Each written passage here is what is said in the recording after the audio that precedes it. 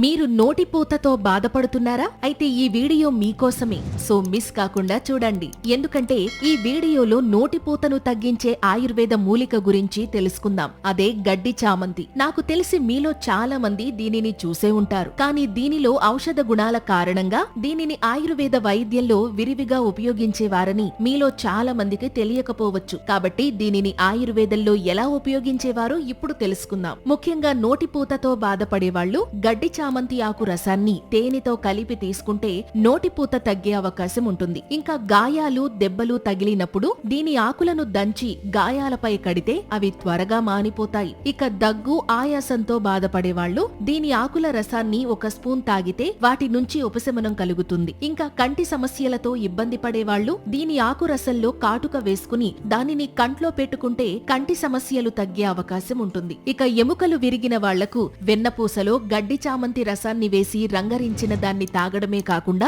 దానిని ఎముకలు విరిగిన చోట రాస్తే విరిగిన ఎముకలు అతుక్కునే అవకాశం ఉంటుందని ఆయుర్వేద నిపుణులు చెప్తున్నారు. అలాగే కుక్క కాటుకి గురైన వారికి కుక్క కరిచిన చోట గడ్డి చామంతి ఆకు రసాన్ని రాస్తే విషం హరిస్తుంది. అయితే గడ్డి చామంతి ఇన్ని ఆరోగ్య ప్రయోజనాలు కలిగించినప్పటికీ దీనిని ఉపయోగించే ముందు ఆయుర్వేద వైద్యుని సలహా తీసుకోవడం మాత్రం మర్చిపోకండి. ఈ సమాచారం మీకు నచ్చినట్లయితే వీడియోని లైక్ చేసి మీ ఫ్రెండ్స్ అండ్ ఫ్యామిలీ మెంబర్స్ కి ఇప్పుడే షేర్ చేయండి. ఇలాంటి మరిన్ని హెల్త్ వీడియోస్ కోసం వెంటనే మా ఛానల్ ని సబ్స్క్రైబ్ చేసుకోండి. Thank you.